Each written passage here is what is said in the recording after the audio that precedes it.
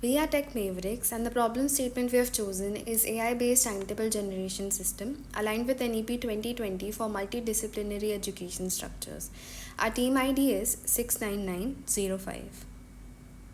On reading the problem statement thoroughly, the gaps we noticed in the existing systems are: first of all, it doesn't support the flexible multidisciplinary curriculum that NEP 2020 advocates. It doesn't accommodate special academic components like internships, fieldworks, and teaching practice months. The current system relies heavily on static data, which is basically spreadsheets, and doesn't account for real time availability of faculty or room capacity. The system doesn't categorize rooms properly. For example, the rooms can be of two types, theory and lab. Moreover, labs can be categorized into furthermore classes like physics lab, chemistry lab, computers lab, biotech lab, etc. This leads to underutilization of infrastructure. Then lastly, it lacks flexibility for future changes. Like in our system, we are not only giving the administrator the ability to import bulk data, but also after the timetable has been generated or even before, if they want to add some extra data, they can manually add the data. So this is the homepage of our website. We've named our website as Aura, and this is why Aura. So before we move on to the login page, I want to explain that we are catering to three types of users: faculty, admin, and student. So basically over here we will be logging in as admin. So we will get access to only admin dashboard. You can see me logging in, entering my admin password and admin ID. On logging in, we will be brought on to the admin dashboard because we have signed in as a role of an admin. Admin can have three tasks: student management, admin task, and faculty management. For student management, they can basically add the student details and create a student role. For example, a new student will get their name entered, like their username. Let the student be named as Aman. We'll enter Aman's email ID.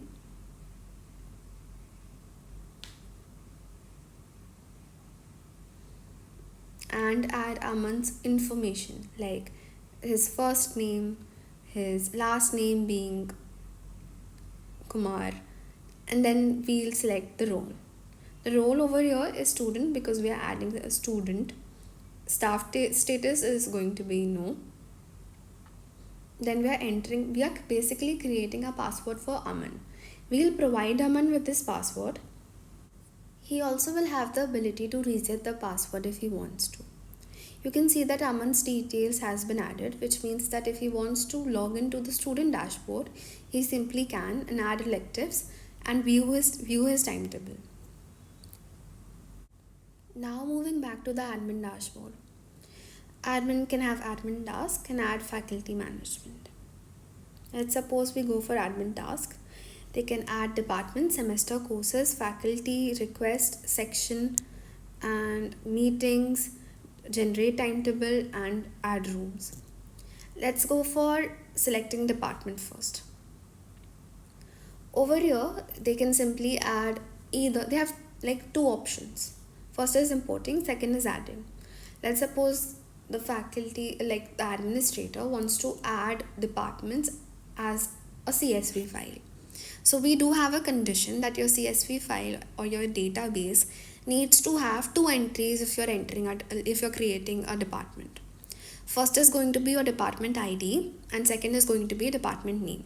So these two columns are mandatory because we have already generated a database, or you can say a schema for the database. Now your entries will be filled using the CSV file. Let me search for a CSV file. I did already have a department CSV file. Let's use it. Okay. I can simply click on import and it will get imported.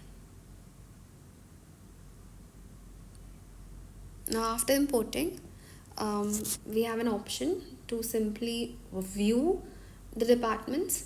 So we'll view and see that okay, my CSV files data has been added to my database. We also have the ability to delete if we want to. And what if the CSV file did not have a single entry and you want to add it? Or maybe you just don't want to add a CSV file and you want to manually add the whole data. You do have an option for that also. And you can see that the entry that you entered is getting added to the database and even reflecting on your on the view page. Then moving on from the departments, we have manage semesters. Over here you can simply select from all the departments. Because we have already added the departments, you can select from the drop down and add semester. Let's suppose for computer science we added semester 1. You can view it, and same for semester in all of the databases. You can simply import it as well. Then similarly we'll add things to courses, then faculty, request, sections, meetings, rooms, and then finally we can generate a timetable. On clicking on generate timetable, we will be brought on to the generate timetable page. Over here, all the steps that you have went through in order to create a timetable has been mentioned. You can click on the generate timetable button, and on clicking on it, it will take a few seconds for the timetable to get generated and the processing to take place. In a few seconds, the timetable will get generated. And the class-free timetable has been generated. Right now we haven't added a special request as of now, but if you do for that specific department, that classes will get cancelled or maybe that blocks will get free.